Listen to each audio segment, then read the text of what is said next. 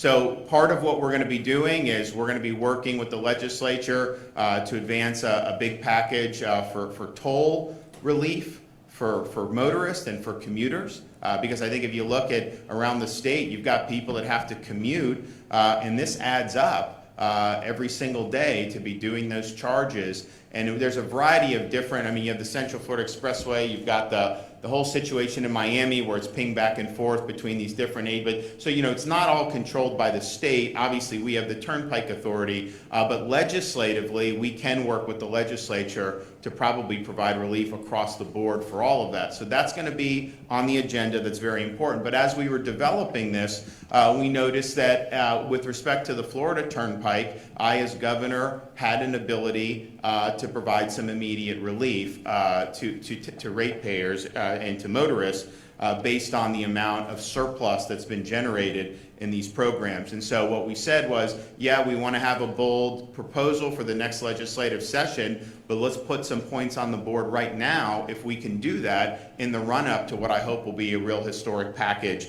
of savings for taxpayers. So today, what we are announcing is the SunPass Savings Program that we will implement starting September 1st to provide discounts to Floridians using Florida Department of Transportation and Turnpike facilities for their daily commute, including many right here in Central Florida. So this will start, as I said, September 1st. It will run 6 months to be able to get us into next year when the legislature is back. This will be available to SunPass and other Florida transponder users.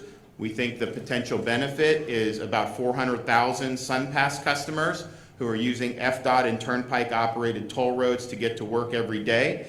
This will end up returning nearly $40 million to SunPass customers over this 6-month period. And if you look at people who have to use these every day, it adds up very quickly. So how it's going to work is, and we're really focusing on the people that are commuters. Because, you know, you have tourists come, they'll pay a toll or something like that. Okay, we'll take that. I mean, you know, it's like, sorry. I'd rather them pay than us pay, so we'll do that. But the people that are on our roads a lot, obviously these are our people, and we want to be able to provide relief. So customers with 40 tolls or more a month get a 20% credit to their SunPass account every month, and customers with 80 or more tolls get a 25% credit on their bill every month. And so, you know, this is small but important savings, and when you look at everything else we're doing, you know, this adds up to give people some breathing room, because the inflation is costing people thousands of dollars a year. So if we can do some relief here and there, then we're providing, I think, you know, some support for folks, and so we're happy about that. And the only thing that you need to do, there's no requirement for any paperwork or anything. As long as your account is in good standing, you will get the savings passed on to you, and you will see that credit reflected into your account. So for September, you'll see it in October, and you will see the 20% or 25% or whatever you qualify for. So we are happy to be able to do that. And of course, you know, these tolls do go to maintaining the facilities, but between the surplus we have right in these, in the Turnpike Authority, and then for next year, as we're looking at broader tax relief, you know, we do have a very robust budget surplus, and we want to be able to return a big portion of that back to taxpayers. And so that's what we're going to be able to do. A map of the roads included in the program can be found at www.sunpass.com, but I have a list here. So Central Florida Expressway, we don't have authority to do this unilaterally with them. We also don't have authority to do some of the Miami-Dade Expressway authority as well. We want to include those with the legislature, and we can do it with the legislature. Now, Central Florida Expressway, Miami-Dade, they can do similar things to what I'm doing here, you know, if they want to do that. So we would encourage them to look to see what you can do right now to help commuters, because obviously these facilities are important, but there's other facilities that commuters have to take that we would obviously include in a legislative proposal, but we just don't have the authority to do it unilaterally for the governor. So if people are asking why, that's the reason why. If I could do it, I would have included it. So the places that we have throughout the state of Florida, obviously Turnpike Mainland, Sawgrass Expressway, Alligator Alley, Polk Parkway, Sunshine Skyway Bridge, I-4 Connector, Veterans Expressway, Suncoast Parkway, Beachline East, Beachline West, Western Beltway, Southern Connector Extension, Seminole Expressway, Wekiva Parkway, First Coast Expressway, Garcon Point Bridge, Pinellas Bayway, 95 Express, 75 Express, Palmetto Express, 595 Express, I-4 Express, 295 Express East, and 295 Express West. And so this map will be at, there it is right there, you see it. So that will be there, and we look forward to this going, and I want to thank FDOT. We had, once we were done with all last year, or this year's legislative items and the budget, we started meeting and basically are saying, I'm like, look, we need relief for folks. What can we do? What are our options?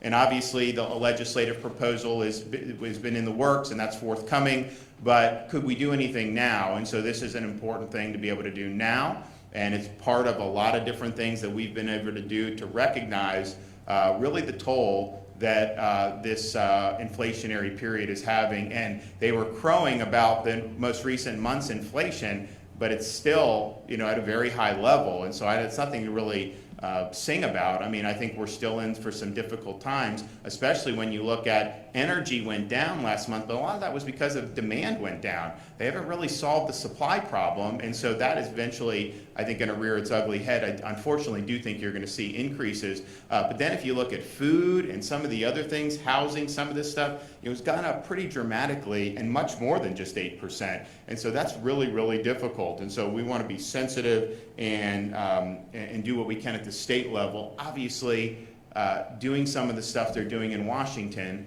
is making it very difficult. And when you're doing this student loan thing, knowing it's going to exacerbate the inflation, I mean, how many people are going to be impacted by the inflation?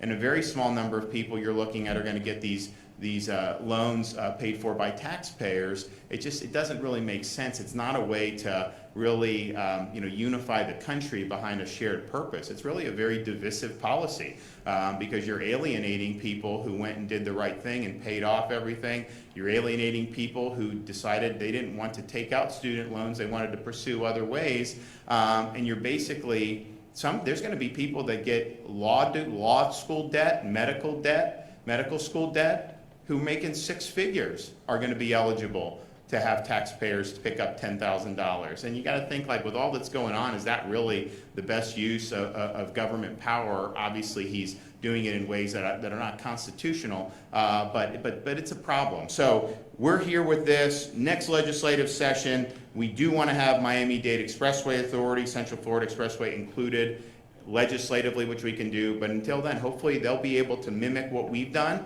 because I think any additional savings is going to help. And you go, I mean, obviously here in Central Florida, and you got tolls a lot of places. Miami-Dade, these commuters, they're going and they're getting hit with this. And so we have some in the area for both of those, but we don't have everything under our authority. So please, if they're able to take action, I think it would be very, very positive. And we look forward to having a really, really robust tax relief package that we're going to be able to move through, hopefully with really strong support. So stay tuned on that. We'll be having more proposals that we'll be putting out over the next few weeks, and I think people will be very pleased. We're also going to be putting out some proposals to, yes, we've done record amount of funding for infrastructure, but we also have so much robust growth, and not just growth in people moving here, but the tourists coming clog up the roads, and it's very difficult. You try to go from Tampa to Orlando on I-4. It doesn't matter what time of day.